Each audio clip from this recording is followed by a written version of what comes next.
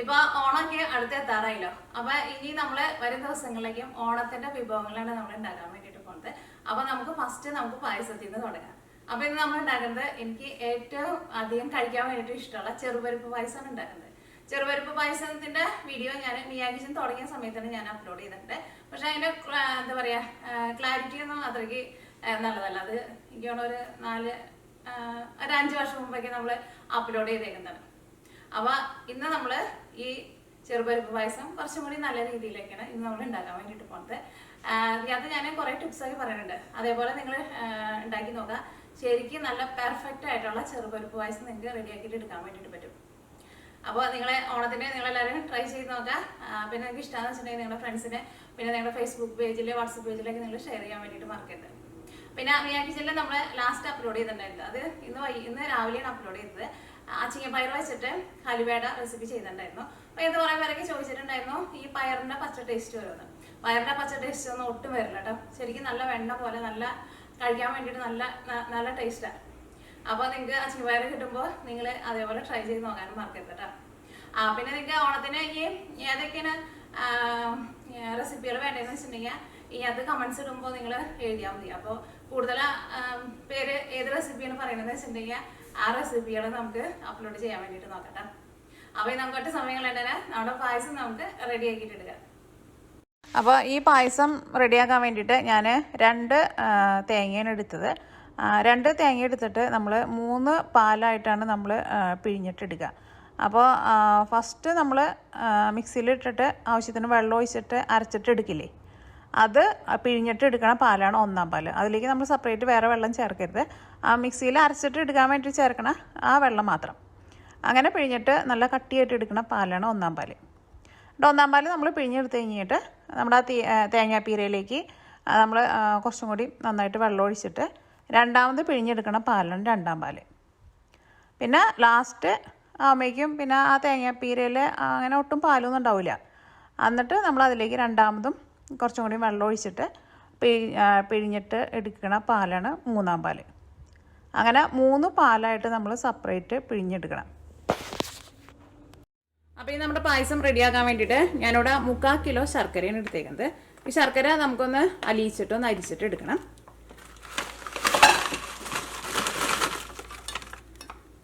ഇതിലേക്ക് വെള്ളം ചേർക്കുക. ഇതേപോലത്തെ ഗ്ലാസ്സിൽ 1.5 ഗ്ലാസ് വെള്ളമാണ് ചേർക്കുന്നത്. അല്ലെങ്കിൽ നിങ്ങൾ 250 ml മെഷീൻ കപ്പിലാന്ന് വെച്ചിട്ടുണ്ടെങ്കിൽ ഒരു 2.5 കപ്പ് വെള്ളം ചേർക്കുക. കാരണം ഇത് നമ്മൾ ചായ കുടിക്കുന്ന ഗ്ലാസ്സിനേക്കാളും കുറച്ച് വലിയ ഗ്ലാസ്സാണ്. ഇപ്പോൾ ഇനി നമ്മൾ വെള്ളം ഒഴിക്കുമ്പോൾ ഒരു ഇച്ചിരി വെള്ളം കൂടിയാലോ ഒന്നും പേടിക്കേണ്ട ആവശ്യമില്ല. കാരണം നമ്മൾ പായസത്തിലിട്ടിട്ട് നമ്മൾ ഇപ്പോൾ വെള്ളം കൂടിയാലും നമ്മളത് വറ്റിച്ച് എടുത്തിട്ടുണ്ടെങ്കിൽ അത് ശരിയായിട്ട് വരും. അപ്പോൾ അത് കറക്റ്റ് ഇത്രയ്ക്ക് തന്നെ ആയില്ല എന്ന് വെച്ചിട്ട് നിങ്ങൾ പേടിക്കേണ്ട കേട്ടോ. ഇനി നമുക്ക് തീ ഓണാക്കാം. അപ്പോൾ നമ്മുടെ ശർക്കര വെള്ളത്തിൽ നന്നായിട്ട് അലിഞ്ഞിട്ടുണ്ട്. ഇനി നമുക്ക് ശർക്കര ഒന്ന് അരിച്ചിട്ട് എടുക്കണം കേട്ടോ. അപ്പോൾ ഇനി അതാണ്ട് നീക്കി വയ്ക്കുക. ഇനി നമ്മൾ ചെറുപയർ നെയ്യിൽ വറുക്കാൻ വേണ്ടിയിട്ട് പോവാണ്. ചെറുപരിപ്പ് ചെറുപരിപ്പ് എന്ന് വെച്ചിട്ടുണ്ടെങ്കിൽ നോക്കിയത് ഇതാട്ടോ. നമ്മൾ സാമ്പാർ വയ്ക്കാൻ എടുക്കണ പരിപ്പല്ല. ചെറുപയർ എന്ന് വെച്ചിട്ടുണ്ടെങ്കിൽ വളരെ ചെറിയ തരിയായിട്ടുള്ള പരിപ്പ്. ഈ പരിപ്പ് ഞാനിവിടെ 1/2 കിലോ പരിപ്പാണ് എടുത്തേക്കുന്നത്. ഇനിയിപ്പോൾ നിങ്ങൾക്ക് 250 ml മെഷീൻ കപ്പിൽ അളവ് അറിയണമെന്ന് വെച്ചിട്ടുണ്ടെങ്കിൽ ഒരു ഏകദേശം ഒരു 2.25 കപ്പ് പരിപ്പ് ഇടുക 250 ml മെഷീൻ കപ്പിൽ. ഈ പരിപ്പ് നമുക്ക് ഫസ്റ്റ് നന്നായിട്ടൊന്ന് കഴുകിയിട്ട് എടുക്കുക. അപ്പോൾ പരിപ്പ് ഞാനിവിടെ കഴുകിയിട്ട് നന്നായിട്ട് വെള്ളം കളഞ്ഞെടുത്തിട്ടുണ്ട്. ഈ പായസം ഞാനിവിടെ ഉരുളിയിലാണ് വെക്കാൻ വേണ്ടിയിട്ട് പോണത്. ഉരുളിയിൽ തന്നെ വെക്കണമെന്ന് നിർബന്ധമൊന്നുമില്ല. ഉരുളി ഉണ്ടെന്ന് വെച്ചിട്ടുണ്ടെങ്കിൽ ഉരുളിയിൽ വയ്ക്കുക, അല്ലെങ്കിൽ കുറച്ച് വലിയൊരു പാത്രത്തിൽ വയ്ക്കുക. ഇനി പായസം നമുക്ക് കുക്കറിൽ നമുക്ക് റെഡിയാക്കിയിട്ട് എടുക്കാം. പക്ഷേ ഈ പരിപ്പ് നമ്മൾ എന്താ പറയുക ഇതേപോലെ ഇങ്ങനെ ഒരു പാനിലിട്ടിട്ട് നമ്മൾ വേവിച്ചിട്ട് എടുക്കുക. അതായിരിക്കും കുറച്ചുകൂടി നല്ലത്. അപ്പോൾ നമ്മുടെ പരിപ്പ് അങ്ങോട്ട് വെന്ത് ഉടഞ്ഞു പോകില്ല. കുക്കറിലൊക്കെ ഇട്ടിട്ട് ചിലപ്പോൾ നമ്മൾ വേവിക്കുമ്പോൾ ചിലപ്പോൾ പരിപ്പ് വെന്ത് ഉടഞ്ഞു പോകും. അപ്പോൾ നമ്മുടെ കഴുകിയെടുത്തേക്കണ പരിപ്പ് ഇതിലേക്ക് ചേർക്കാം. ഇനി എങ്ങാനും നിങ്ങൾ കുക്കറിലാണ് വെക്കണതെന്ന് വെച്ചിട്ടുണ്ടെങ്കിൽ ഞാൻ പറയാം കേട്ടോ. നമ്മൾ വേവിക്കാൻ വേണ്ടിയിട്ട് ഇതിലേക്ക് 3-ാം പാല് ചേർത്തിട്ടാണ് നമ്മുടെ പരിപ്പ് വേവിച്ചിട്ടെടുക്കുക. അപ്പോൾ കുക്കറിൽ വെച്ചിട്ട് ഒറ്റ വിസിൽ വന്നു കഴിയുമ്പോൾ തീ ഓഫ് ചെയ്യുക. അത് കഴിഞ്ഞിട്ട് ഒരു 2 മിനിറ്റ് കഴിഞ്ഞ് കഴിയുമ്പോൾ അത്രയ്ക്ക് സമയം വെയിറ്റ് ചെയ്താൽ മതി. 2 മിനിറ്റ് കഴിഞ്ഞ് കഴിയുമ്പോൾ കുക്കറിൻ്റെ ഉള്ളിൽ ആ സ്റ്റീം മുഴുവൻ കളഞ്ഞിട്ട് കുക്കർ തുറക്കുക. അല്ലെങ്കിൽ ചിലപ്പോൾ പരിപ്പ് വെന്ത് ഉടഞ്ഞു പോകും. കാരണം പായസത്തിൽ പരിപ്പ് ഇങ്ങനെ ചെറുതായിട്ട് നമുക്കിങ്ങനെ കടിക്കാൻ കിട്ടണം. ഫുള്ള് അങ്ങനെ വെന്ത് കുഴഞ്ഞു പോരുത്. കുക്കറിലിട്ടിട്ട് ചിലപ്പോൾ നിങ്ങൾ വേവിക്കുമ്പോൾ അല്ലെങ്കിൽ ആകെ വെന്ത് കുഴഞ്ഞു പോകും. അപ്പോൾ നമ്മുടെ പായസം അത്രയ്ക്ക് ടേസ്റ്റ് ഉണ്ടാവില്ല. ഇനി ഫസ്റ്റ് ഇതേപോലെ നന്നായിട്ടൊന്ന് ഇളക്കി കൊടുക്കുക. ഈ പരിപ്പിലെ വെള്ളം ഒന്ന് പോയി പരിപ്പൊന്ന് ഡ്രൈ ആയി കഴിയുമ്പോൾ നമുക്കിതിലേക്ക് നെയ്യ് ചേർക്കാം. പരിപ്പിലെ വെള്ളമൊക്കെ ഒന്ന് വലിഞ്ഞിട്ട് ചെറുതായിട്ടൊന്ന് ഡ്രൈ ആയിട്ടുണ്ട്. ഇനി ഇതിലേക്ക് നമുക്ക് നെയ്യ് ചേർക്കാം. നെയ്യിൽ വേണോട്ട് വറുത്തിട്ട് എടുക്കാൻ വേണ്ടിയിട്ട്. അപ്പോഴായിരിക്കും നമ്മുടെ പായസത്തിൻ്റെ ശരിക്കുള്ള ടേസ്റ്റ് കിട്ടുക. നെയ്യ് ചേർക്കട്ടെ. 1 ടേബിൾ സ്പൂൺ ചേർക്കാം. അപ്പോൾ ഞാനിതിലേക്ക് 4 ടേബിൾ സ്പൂൺ നെയ്യാണ് ചേർത്തത്. ഈ നെയ്യിൽ കിടന്നിട്ട് നമ്മുടെ പരിപ്പ് നന്നായിട്ട് മുരിഞ്ഞ് നല്ലൊരു ചുവന്ന കളറാവണം. പ്രത്യേകം ശ്രദ്ധിക്കുക. ചുവന്ന കളർ കഴിഞ്ഞിട്ടുണ്ടെന്ന് വെച്ചിട്ടുണ്ടെങ്കിൽ പെട്ടെന്ന് കളർ മാറിയിട്ട് ഒരു ബ്രൗൺ കളറിലേക്ക് വരും. പക്ഷേ ആ കളറിലേക്ക് വരാൻ വേണ്ടിയിട്ട് നിൽക്കരുത്. ഈ നമ്മൾ നിർത്താണ്ട് നമ്മൾ ഇളക്കി കൊടുക്കുകയും വേണം. എന്നാൽ മാത്രമേ എല്ലാ സൈഡും നമുക്ക് പരിപ്പിൻ്റെ എല്ലാ സൈഡും നമുക്ക് മുരിഞ്ഞ് കിട്ടുള്ളൂ.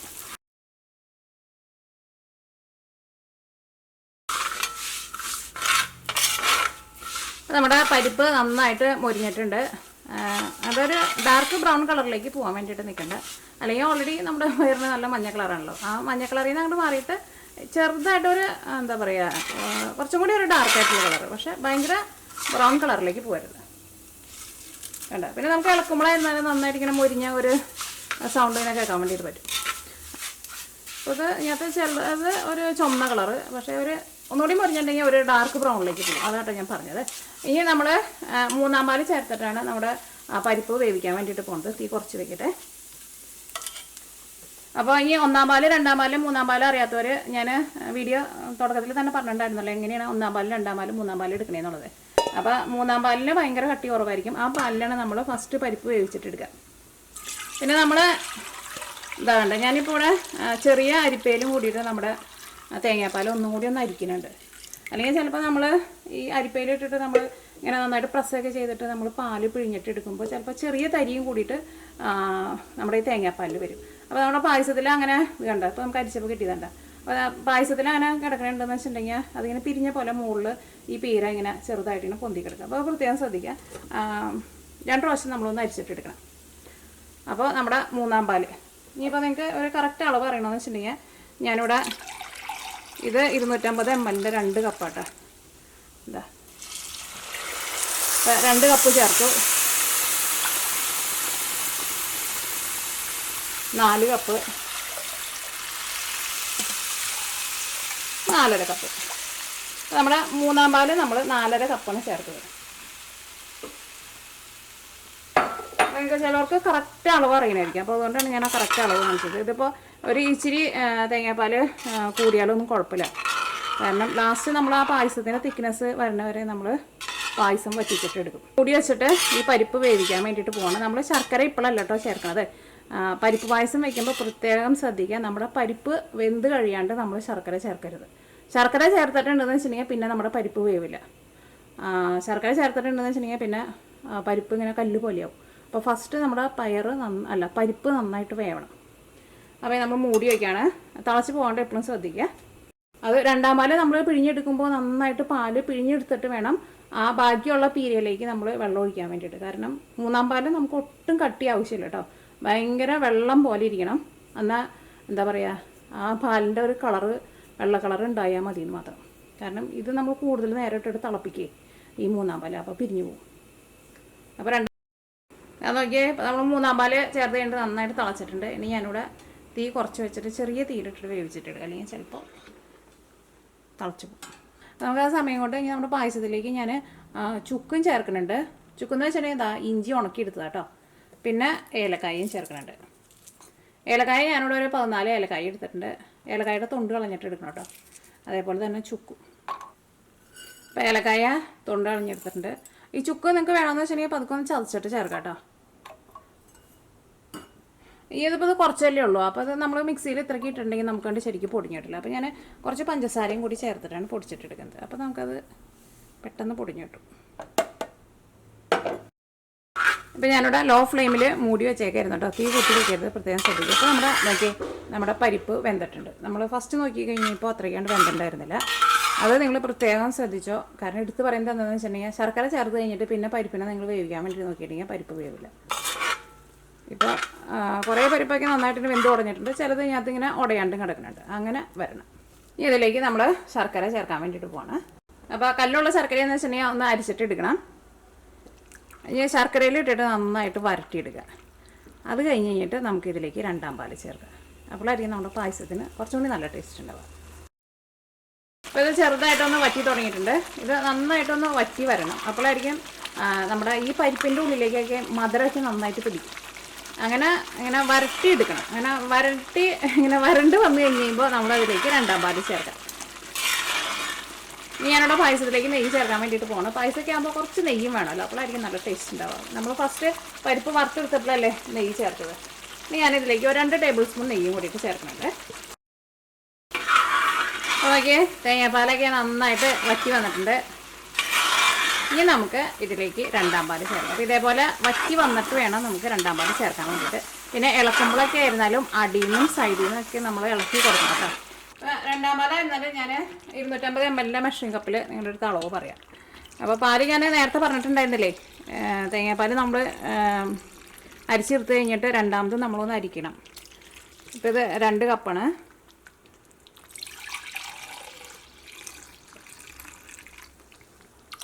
നാല് കപ്പ്, 4.5 കപ്പ്. അപ്പോൾ നമ്മുടെ രണ്ടാം പാല് നമ്മൾ 4.5 കപ്പ് പാലാണ് ചേർത്തത്. കറക്റ്റ് ഇത്രയ്ക്ക് അളവ് തന്നെ വേണമെന്ന് നിർബന്ധമൊന്നുമില്ല കേട്ടോ. അതിപ്പോൾ കുറച്ച് കൂടിയാലൊന്നും കുഴപ്പമില്ല. പിന്നെ ഒരു കാര്യം നിങ്ങൾ ഇനിയിപ്പോൾ ചോദിക്കാൻ വേണ്ടിയിട്ട് പോകുന്നത്, ഇത് പശുവും പാലിൽ ഉണ്ടാകാൻ പറ്റുമെന്ന്. പശുവും പാലിൽ ഞാൻ ഇതേപോലെ തന്നെ ചെറുപയർ വെച്ചിട്ട് പായസം ഉണ്ടാക്കുന്ന വീഡിയോ ഞാൻ നേരത്തെ തന്നെ അപ്ലോഡ് ചെയ്തിട്ടുണ്ട്. അപ്പോൾ നിങ്ങൾക്ക് ആ റെസിപ്പി വേണമെന്ന് വെച്ചിട്ടുണ്ടെങ്കിൽ മിയ കിച്ചൻ പായസം എന്ന് പറഞ്ഞാൽ യൂട്യൂബിൽ സെർച്ച് ചെയ്താൽ മതി, നിങ്ങൾക്ക് ആ റെസിപ്പി കിട്ടും. പക്ഷേ ഇതേപോലെ നമ്മൾ പായസം ഉണ്ടാക്കുമ്പോൾ ശരിക്കും തേങ്ങാപ്പാൽ തന്നെ ചേർക്കണം. കാരണം ഇത് നമ്മൾ പാല് ചേർത്ത് കഴിഞ്ഞിട്ട് കുറേ നേരമൊക്കെ ഇട്ടിട്ട് നമ്മൾ തിളപ്പിക്കുന്നുണ്ട്. പക്ഷേ പശുപാല് ചേർക്കാമെന്ന് വെച്ചിട്ടുണ്ടെങ്കിൽ നമ്മൾ കൂടുതൽ നേരമായിട്ട് തിളപ്പിച്ചിട്ടുണ്ടെന്ന് വെച്ചിട്ടുണ്ടെങ്കിൽ നമ്മുടെ പായസം പിരിഞ്ഞു പോകും. അപ്പോൾ ഇങ്ങനെ പായസം ഉണ്ടാക്കുമ്പോൾ ഇതിലേക്ക് നമ്മൾ തേങ്ങാപ്പാൽ തന്നെ ചേർക്കണം. മറ്റേ പായസം ഞാൻ ഉണ്ടാക്കിയപ്പോൾ പശുപാലാണ് ചേർത്തത്, പക്ഷേ നമ്മളങ്ങനെ തിളപ്പിക്കുന്നില്ല. അപ്പോൾ രണ്ടാം പാല് ചേർത്ത് കഴിഞ്ഞിട്ട് നമ്മുടെ പായസം ഒന്നും കൂടി ഒന്ന് വറ്റി വരട്ടെ. അപ്പോൾ ഞാനിവിടെ തീ പതുക്കെ ഒന്ന് കുറച്ച് വെക്കുകയാണ്. ഇനി പായസത്തിലേക്ക് തേങ്ങ വേണമല്ലോ, അപ്പോൾ തേങ്ങ കൊത്തിയെടുക്കട്ടെ. ഇത് എപ്പോഴും ഇളക്കേണ്ട ആവശ്യമില്ല, ഇടയ്ക്കൊന്ന് വന്നിട്ട് ഇളക്കി കൊടുത്താൽ മതി. തിളച്ച് പോകേണ്ട എപ്പോഴും ശ്രദ്ധിക്കുക. അപ്പോൾ ഞാനിവിടെ തേങ്ങ കൊത്തിയെടുക്കുകയാണ്. ഓൾറെഡി കുറച്ച് ഞാൻ കൊത്തിയിട്ടാണ്, പിന്നെയാണ് ഞാൻ പെട്ടെന്ന് ആലോചിച്ചത് നിങ്ങളെ കാണിക്കാമെന്ന്. കാരണം എന്ന് വെച്ചിട്ടുണ്ടെങ്കിൽ തേങ്ങ നമുക്ക് കൊത്തിയെടുക്കാൻ വേണ്ടിയിട്ട് എളുപ്പത്തിന് എന്ത് ചെയ്യണമെന്ന് വെച്ചിട്ടുണ്ടെങ്കിൽ തേങ്ങ തലേ ദിവസം തന്നെ ഇങ്ങനെ തേങ്ങ വെട്ടിയിട്ട് നമ്മൾ ഫ്രിഡ്ജിലെടുത്ത് വയ്ക്കാം. അപ്പോൾ നമുക്ക് തേങ്ങ കൊത്തിയെടുക്കാൻ വേണ്ടിയിട്ട് നല്ല എളുപ്പമായിരിക്കും. അത് എപ്പോഴായിരുന്നല്ലോ അപ്പോൾ തേങ്ങ ഒന്ന് ഡ്രൈ ആയിട്ട് വരും. അപ്പോൾ കൊത്തിയെടുക്കാൻ വേണ്ടിയിട്ട് നല്ല എളുപ്പമായിരിക്കും. പിന്നെ ഈ പായസത്തിൽ ഇപ്പോഴും നമ്മൾ തേങ്ങ കൊത്ത് വറുത്ത് ചേർക്കാം, അപ്പോൾ നല്ല ടേസ്റ്റ് ഉണ്ടാവുക. അത് ചേർത്ത് കഴിഞ്ഞിട്ട് നമ്മുടെ പായസം ചെറുതായിട്ട് കുറുകി വന്നിട്ടുണ്ട്. പിന്നെ ഞാൻ നിങ്ങൾക്കൊരു ടിപ്പും കൂടിയിട്ട് പറയാം. ഞാൻ ഒരു മീഡിയം ഫ്ലെയിമിലാണ് വെച്ചിട്ടുണ്ടായിരുന്നത്. വലിയ ബർണറൊക്കെ ആണെന്നുവെച്ചിട്ടുണ്ടെങ്കിൽ തീ ഒന്നും കൂടി കുറച്ച് വയ്ക്കുക. അപ്പോൾ അതിങ്ങനെ ചെറിയ തീയിൽ കിടന്നിട്ട് ഞങ്ങൾ വറ്റി വന്നോട്ടെ. കാരണം തീ നന്നായിട്ട് കൂട്ടി വെച്ചിട്ട് നമ്മൾ ഇളക്കിയിട്ടുണ്ടെങ്കിലുണ്ടല്ലോ ഇതിനകത്ത് കണ്ടമാനം ബബിൾസ് വന്നിട്ട് കുറേ പുറത്തേക്ക് തെറിക്കും. പിന്നെ നമുക്ക് ഇത് കഴിഞ്ഞിട്ടുണ്ടെങ്കിൽ നമ്മുടെ അടുപ്പ് ക്ലീൻ ചെയ്യാൻ വേണ്ടിയിട്ട് നല്ല പാടായിരിക്കും. അപ്പോൾ ഞാനിവിടെ മീഡിയം ഫ്ലെയിമിൽ വെച്ചിട്ട് ഞാനിപ്പോൾ തേങ്ങക്കൊത്ത് കൊത്തിയിട്ട് അത് ചെറുതായിട്ട് കട്ട് ചെയ്തിട്ട് എടുക്കായിരുന്നു. അപ്പോൾ ആ സമയം കൊണ്ട് ഇത് ഇവിടെ കിടന്നിട്ട് റെഡി ആയിട്ട് വന്നിട്ടുണ്ട്. അല്ലെങ്കിൽ നോക്കിക്കഴിഞ്ഞാൽ നമ്മൾ തീ അങ്ങനെ കൂട്ടി വെച്ചിട്ടുണ്ടെങ്കിൽ കണ്ടോ വലിയ വലിയ ബബിൾസ് വരും. അപ്പോൾ നമ്മൾ ഇളക്കുമ്പോൾ നമ്മുടെ കൈമേക്കും തെറിക്കും, നമ്മുടെ അടുക്കളയിലേക്ക് ഒക്കെ തെറിക്കും. അപ്പോൾ അതങ്ങനെ ചെറിയ തീയിൽ കിടന്നിട്ട് അങ്ങനെ ചെറുതായിട്ട് അങ്ങനെ വറ്റി വന്നോളൂ. ഇടയ്ക്ക് നമ്മളൊന്ന് വന്നിട്ട് ഇളക്കി കൊടുക്കാൻ മതി. അതാകുമ്പോൾ സമയം ഉണ്ടെന്ന് വെച്ചിട്ടുണ്ടെങ്കിൽ അങ്ങനെ ചെയ്യേണ്ട എളുപ്പം. അത് നമുക്ക് അടുപ്പിലേക്ക് വെച്ചിട്ട് ഇളക്കാമെന്ന് വെച്ചിട്ടുണ്ടെങ്കിൽ നമുക്കിപ്പോൾ തെറിക്കുന്നതൊന്നും പ്രശ്നമായിട്ടല്ലോ.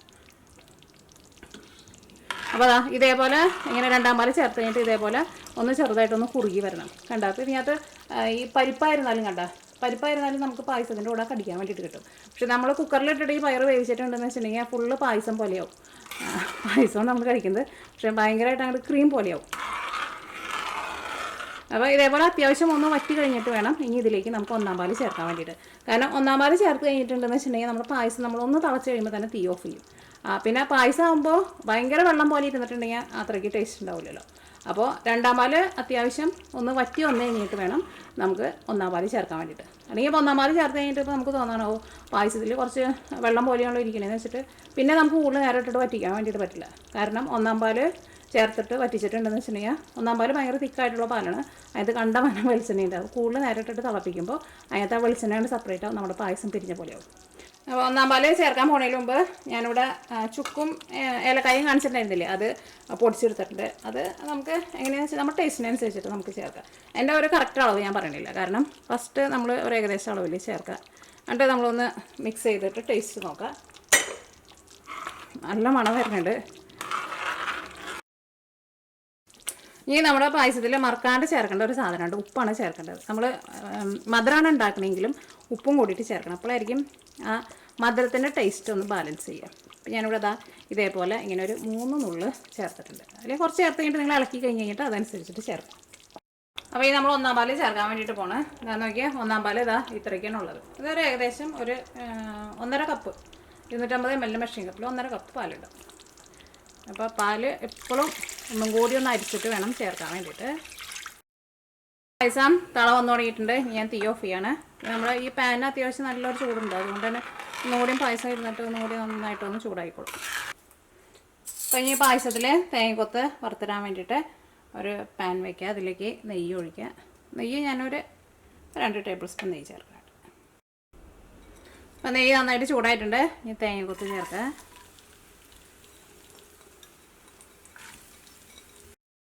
തേങ്ങക്കൊത്ത് നന്നായിട്ട് മൊരിഞ്ഞിട്ടുണ്ട്. ഇതേപോലെ നന്നായിട്ട് മൊരിഞ്ഞ് വരണം. ഇത് നമുക്ക് ചൂടോട് കൂടിയിട്ട് നമ്മൾ പായസത്തിലേക്ക് ചേർക്കാം. നല്ല മണമാണ് വരുന്നത്. ഏലക്കായയുടെയും ചുക്കിൻ്റെയും നെയ്യുടെയും തേങ്ങ വറുത്തതിൻ്റെയും എല്ലാത്തിൻ്റെയും കൂടിയിട്ട് മണം സഹിക്കാൻ വേണ്ടിയിട്ട് പറ്റുന്നില്ല. ഓണം സ്പെഷ്യല് ചെറുപരിപ്പ് പായസം റെഡി ആയിട്ടുണ്ട്. ഇതിലും കൂടുതൽ ടേസ്റ്റിൽ നമുക്ക് ഈ പായസം ഉണ്ടാക്കാൻ വേണ്ടിയിട്ട് പറ്റില്ല കേട്ടോ. ഇത് ശരിക്കും നല്ല പെർഫെക്റ്റ് അടിപൊളി പായസമാണ്. അപ്പോൾ നിങ്ങൾ ഓണത്തിന് ചെറുപരിപ്പ് പായസം ഉണ്ടാക്കുന്നുണ്ടെന്ന് വെച്ചിട്ടുണ്ടെങ്കിൽ ഇതേപോലെ നിങ്ങൾ ഉണ്ടാക്കി നോക്കുക. ഉറപ്പായിട്ട് നിങ്ങൾക്ക് എല്ലാവർക്കും നല്ല ഇഷ്ടം.